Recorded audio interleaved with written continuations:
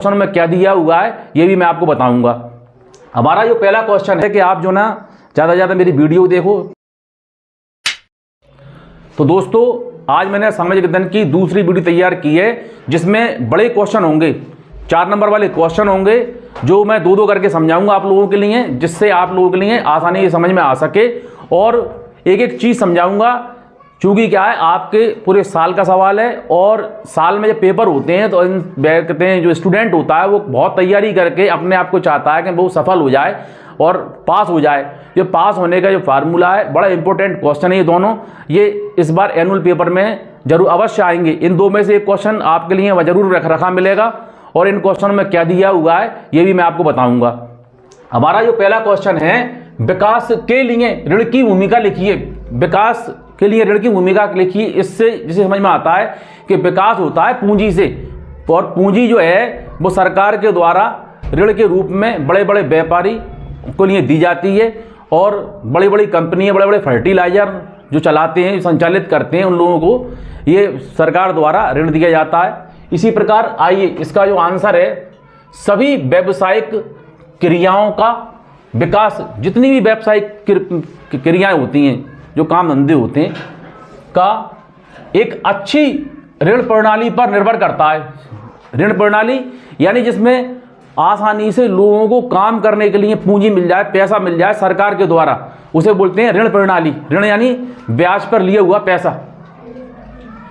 ऋण व्यावसायिक क्रियाओं की कच्चे माल, कार्यशील पूंजी आदि से संबंधित है। कार्यशील पूंजी यानी काम के लिए जो पैसा दिया गया है, और अच्छी क्या होना चाहिए, आदि से, कार्यशील पूंजी आदि से संबंधित। कार्यशील पूंजी यानी जो काम के लिए अपन ने पैसा लिया है वो पैसा मान लग जाए, उसे बोलते हैं कार्यशील पूंजी। जिस काम के लिए पैसा लिया है आवश्यकताओं को संतुष्ट करता है, यह व्यवसाय को लाभ अर्जित करने की क्षमता में वृद्धि करता है। जब अपने पास ज़्यादा पैसा होता है तो हर काम सफल होता है। अगर आपके पास पीछे पैसा है, आप कोई भी काम खोलोगे या कोई भी कहते हैं कंपनी बनाओगे, फैक्ट्री लगाओगे, ज़्यादा पैसा आपके पास में होगा तो आप अवश्य ही सफल होंगे उस काम में। और कम पैसा पूंजी तोड़ देता है और वो उसको, जो व्यक्ति उस काम को लगाता है, करता है, वो उसको भी खत्म कर देता है। तो ज़्यादा पैसे का होना बहुत ज़रूरी है।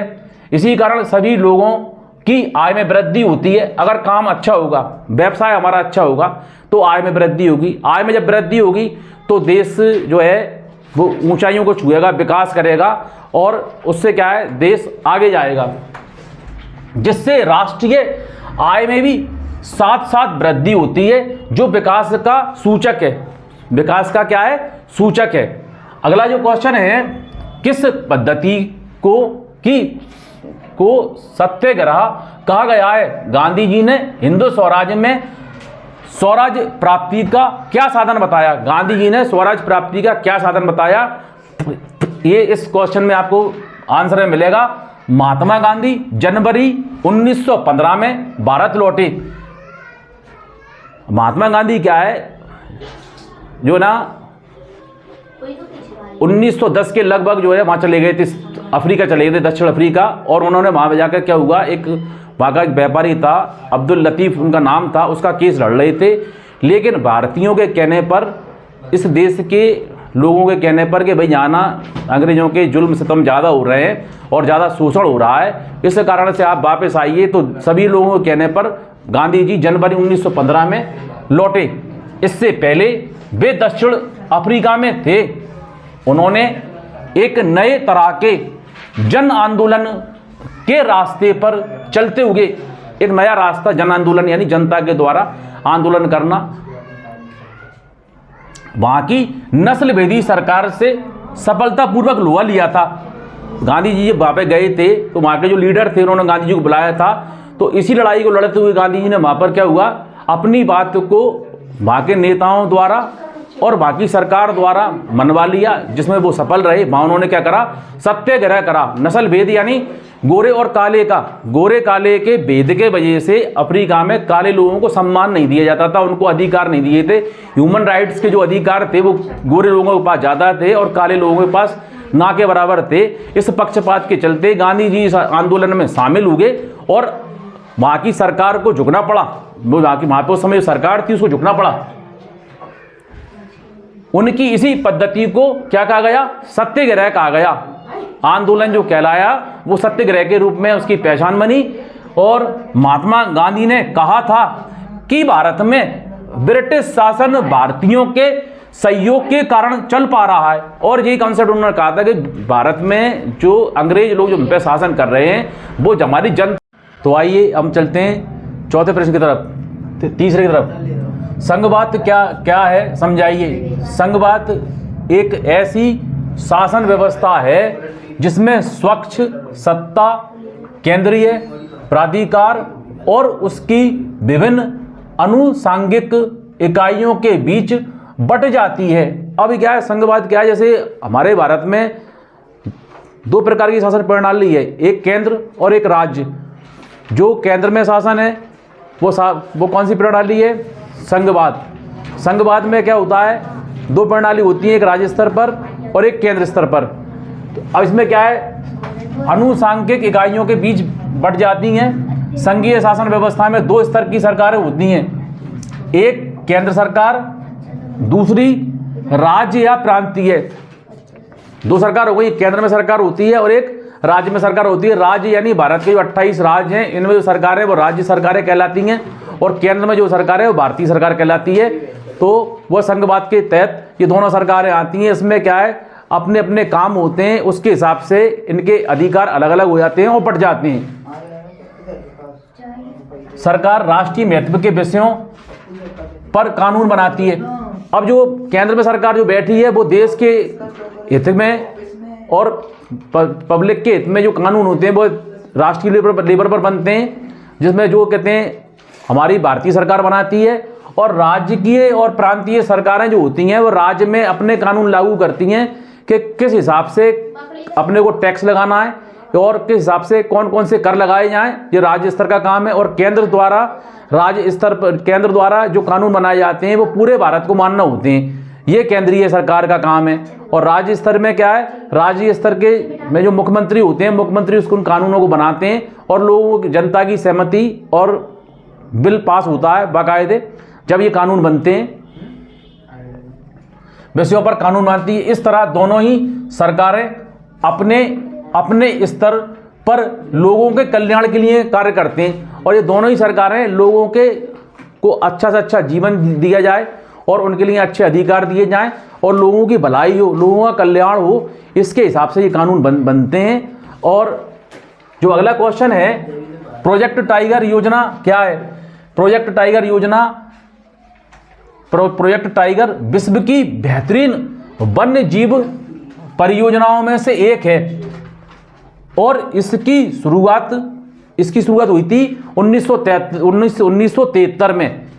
कब हुई थी? 1973 में। टाइगर रिजर्व जो है वो 1973 में परियोजना बनी थी और 1973 में ये लागू हुई थी। बाघ संरक्षण यानी बाघों की रखवाली, उनकी देखभाल, उनकी सुरक्षा से संबंधित है। मात्र एक संकटग्रस्त जाति को बचाने का प्रयास नहीं है, यानी बाघों के अलावा और भी जो वन में जो जंगलों में जानवर रहते हैं उन सब की भी इसमें सेफ्टी है, उनका संरक्षण है इसमें। इस वजह से इसको चालू किया गया है नहीं है, अपितु इसका उद्देश्य बहुत बड़े आकार के जैव जाति को भी बचाना है। उत्तराखंड में कॉर्बेट राष्ट्रीय उद्यान कहाँ पर है? उत्तराखंड पर। कहाँ पर है? उत्तराखंड में। पश्चिम बंगाल में सुंदरबन राष्ट्रीय उद्यान बहुत बड़ा राष्ट्रीय उद्यान है जो बाघों के लिए जाना जाता है राष्ट्रीय उद्यान। मध्य प्रदेश में बांधवगढ़ राष्ट्रीय उद्यान और राजस्थान में सरिस्का वन्य जीव पशु विहार जो सेंचुरी है, इसमें पशु होते हैं और कहते हैं बर्ड्स होती हैं, चुड़ियाँ होती हैं, इनकी कहते हैं इनके संरक्षण के लिए जो पशु विहार तैयार किया गया है। असम में मानस बाघ रिजर्व और केरल में पेरियार बाघ रिजर्व भारत में बाघ संरक्षण परियोजनाओं के उदाहरण हैं। तो इस प्रकार से मैंने आज जो क्वेश्चन दिए हैं ये 4 नंबर और 3 नंबर के क्वेश्चन हैं। ये क्वेश्चन आगामी आपके पेपर जो आने वाले हैं एनुअल पेपर हैं उसमें आपके लिए अवश्य मिलेंगे। इनका अच्छी तरह अध्ययन करना है, क्योंकि सबसे लास्ट पेपर जो है वो सामाजिक अध्ययन का ही पढ़ रहा है। इसको दृष्टिगत रखते हुए अभी का जो समय तकरीबन 20 तारीख तक आप लोग जो ना सामाजिक अध्ययन ही पढ़ें, उसके बाद अन्य विषयों पे जाएं, क्योंकि बाद में आपको इतना मौका नहीं मिलेगा। और बहुत गहराई में जाके पढ़ें, और पढ़ना इस हिसाब से है, उसको याद नहीं करना। याद करोगे तो जो याद हुआ है वो भी उड़ जाएगा दिमाग से। आप उनको ऐसे पढ़ना है, सिर्फ उनको पढ़ के देखना है। और 10-10, 20-20 पेज हर कहते हैं सीरीज के, अथवा जो आपके पास नोट्स हैं या कॉपियों में जो लिखा हुआ है उनको आप 10-10, 20-20 पेज पढ़ो, तो आपको वो याद रह जाएगा उस समय तक। और ये जो प्रक्रिया है, जब आप पेपर दोगे आपको वो याद आ जाएगा, हाँ यार ये चीज़ मैंने उस दिन याद करी थी और ये चीज़ दिमाग में बैठी है मेरे। और अगर आप ज़्यादा याद करोगे तो आपको याद करा हुआ भी आप भूलते जाओगे। पेपर की सबसे अच्छी तैयारी यही है कि आप एक चित्त होके एकांत में, जैसे आप किसी को पढ़ने बैठ गए किसी विषय के लिए, तो तकरीबन 2 घंटे आप एक विषय पे दो, तो आपके लिए इसमें बहुत कुछ याद होगा और दिमाग में रहेगा। याद मत करना, ज़्यादा याद करोगे भूल जाओगे। आपको सिर्फ नॉर्मल वे में पढ़ना है, एक अपनी नॉलेज के लिए, वो आपको अच्छी तरह से याद भी होगा और आप वहाँ पे बहुत अच्छी तरीके से लिख के आ पाओगे। और यही मेरी आपसे एक रिक्वेस्ट है कि आप जो ना ज़्यादा से ज़्यादा मेरी वीडियो देखो, पसंद करो, उनके लिए लाइक करो, सब्सक्राइब करो। और इससे आपका लाभ ये होगा कि मेरा उत्साह वर्धन होगा। मैं नए नए क्वेश्चन आपको रोज लाता रहूँगा जब तक पेपर है। उसके बाद आगामी वीडियो आपके लिए लेसन बाय लेसन मिलेंगे। जय हिंद, गुड बाय।